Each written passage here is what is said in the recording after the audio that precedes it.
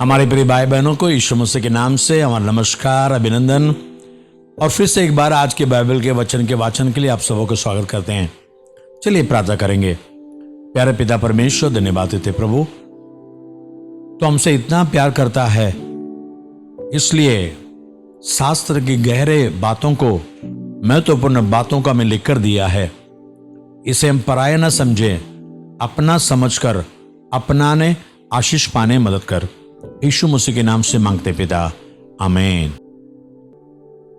आज पहला शमूएल 19वां अध्याय में जाएंगे। और शाऊल ने अपने पुत्र योनाथान और अपने सब कर्मचारियों से दाऊद को मार डालने की चर्चा की।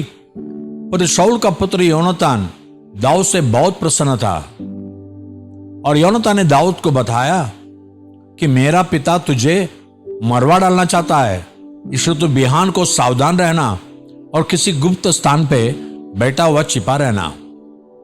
और मैं मैदान में जहां तो होगा वहां जाकर अपने पिता के पास खड़ा होकर उससे तेरी चर्चा करूंगा, और यदि मुझे कुछ मालूम हो तो तुझे बताऊंगा। और योनाथान ने अपने पिता शाऊल से दाऊद की प्रशंसा करके उससे कहा कि हे राजा, अपने दास दाऊद का अपराधी न हो, क्योंकि उसने तेरा कुछ अपराध नहीं किया, वरन उसके सब काम तेरे बहुत हित के हैं। उसने अपने प्राण पर खेलकर उस फलिस्ती को मार डाला, और यहोवा ने समस्त इस्राएलियों की बड़ी जय कराई। इसे देखकर तो आनंदित हुआ था। और तो दाऊद को अकारण मारकर निर्दोष के खून का पापी क्यों बने? तब शाऊल ने योनाथान की बात मानकर यह शपथ खाई कि यहोवा के जीवन की शपथ, दाऊद मार डाला न जाएगा। तब योनाथान ने दाऊद को बुलाकर ये समस्त बातें उसको बताई। फिर योनाथान दाऊद को शाऊल के पास ले गया, और वह पहले की नाई उसके सामने रहने लगा। तब फिर लड़ाई होने लगी, और दाऊद जाकर फलिस्तियों से लड़ा और उन्हें बड़ी मार से मारा, और वे उसके सामने से भाग गए।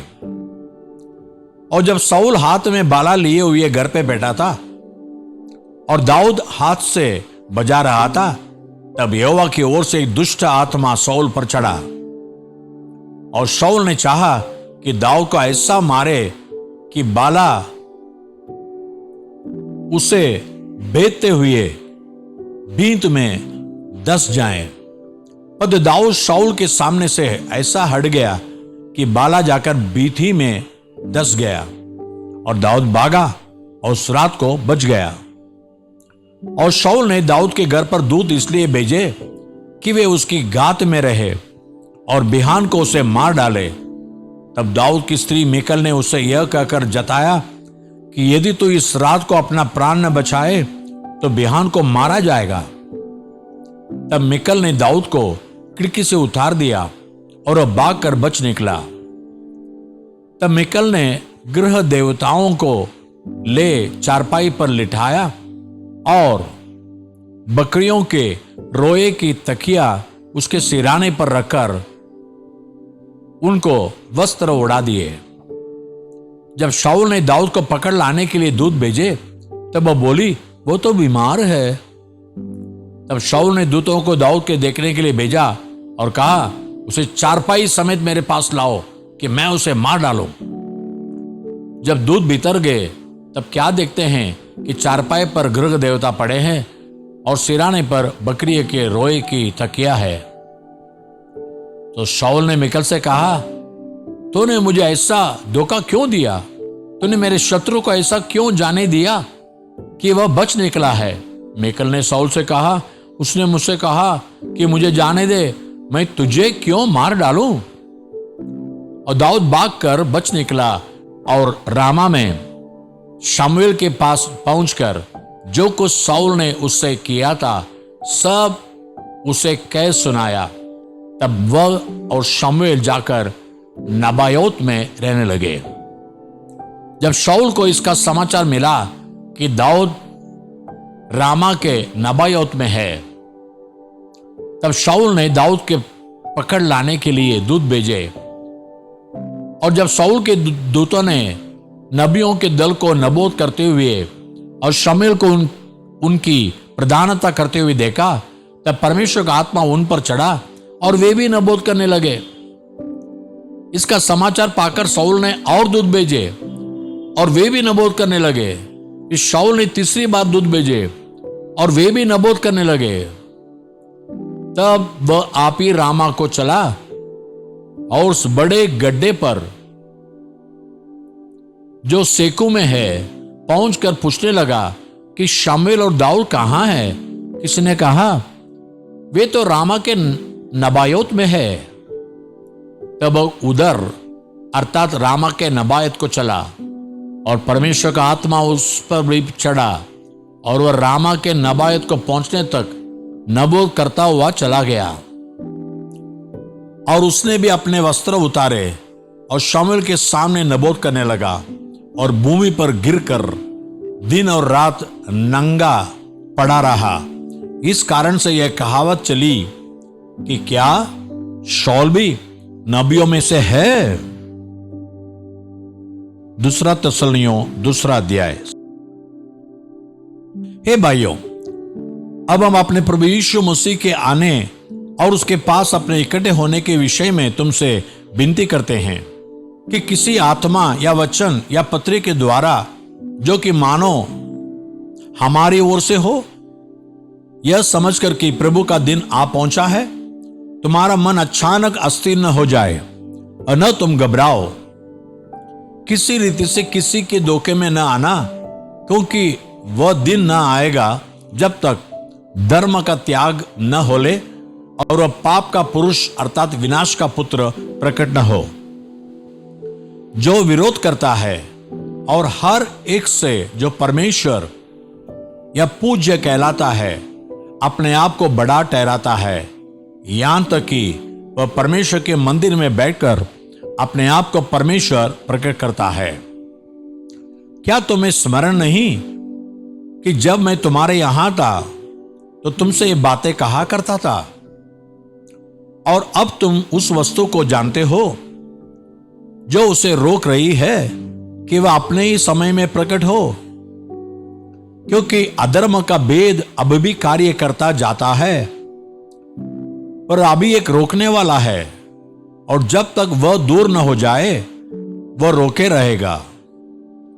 तब वह अधर्मी प्रकट होगा जिसे प्रभु यीशु अपने मुंह के फूंक से मार डालेगा और अपने आगमन के तेज से भस्म करेगा।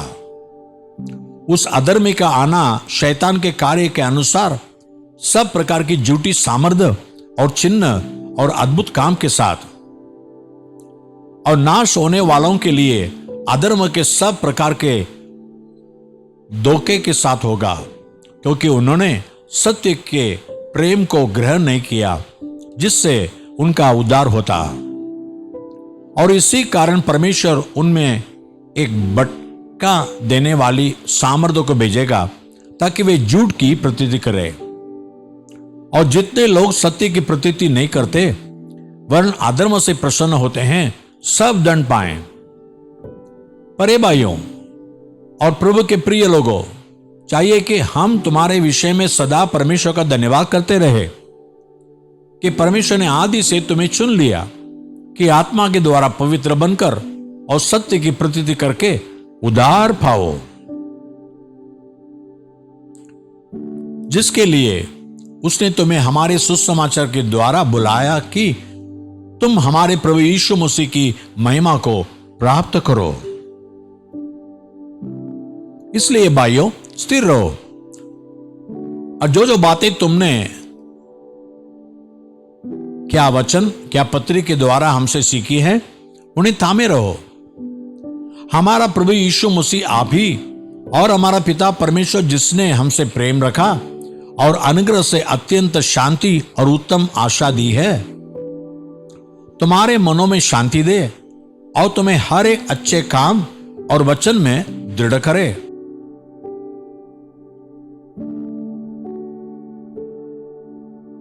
निदान हे भाइयों, हमारे लिए प्रार्थना किया करो कि प्रभु का वचन ऐसा शीघ्र फैले और महिमा पाए जैसा तुम में हुआ, और हम टेढ़े और दुष्ट मनुष्य से बचे रहें, क्योंकि हर एक में विश्वास नहीं।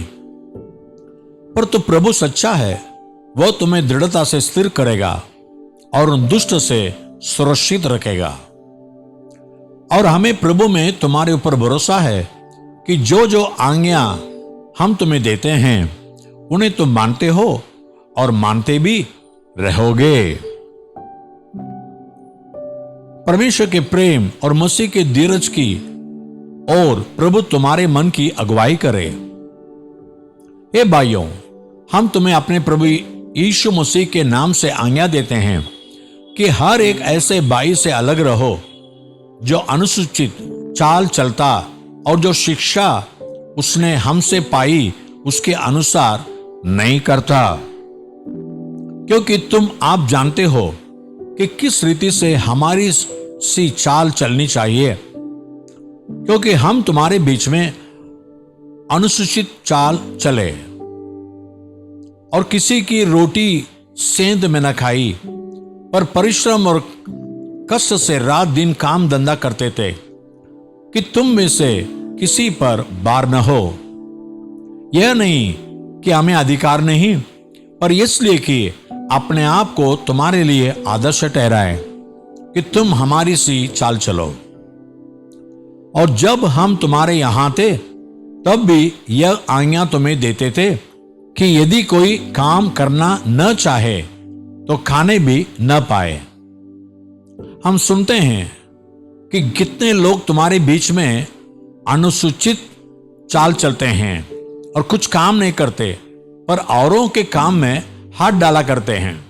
ऐसों को हम प्रभु यीशु मसीह में आज्ञा देते और समझाते हैं कि चुपचाप काम करके अपनी ही रोटी खाया करे। और तुम हे भाइयों, भलाई करने में हियाव न छोड़ो। यदि कोई हमारी इस पत्री की बात को न माने तो उस पर दृष्टि रखो और उसकी संगति न करो जिससे वह लज्जित हो। तो भी उसे बैरी मत समझो, पर भाई जानकर चिताओ। अब प्रभु जो शांति का सोता है, आप ही तुम्हें सदा हर प्रकार से शांति दे। प्रभु तुम सबके साथ रहे। मैं पौलुस अपने हाथ से नमस्कार लिखता हूं। हर पत्री में मेरा यही चिन्ह है। मैं इसी प्रकार से लिखता हूं। हमारे प्रभु यीशु मसीह का अनुग्रह तुम सब पर होता रहे। आमीन। गिनती 25। अगर परमेश्वर के लोग परमेश्वर के खिलाफ कुकर्म कर रहे तो परमेश्वर उनके विरुद्ध भी युद्ध करता है। यही बात आज देखने वाले हैं। इस्राएली शित्तीम में रहते थे और लोग मोआबी लड़कियों के संग कुकर्म करने लगे।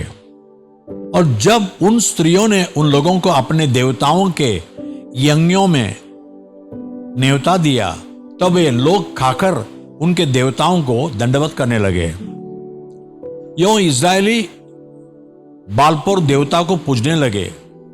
तब यहोवा का कोप इस्राएल पर भड़क उठा और यहोवा ने मूसा से कहा, प्रजा के सब प्रधानों को पकड़कर यहोवा के लिए धूप में लटका दे, जिससे मेरा भड़क हुआ कोप इस्राएल के ऊपर से दूर हो जाए।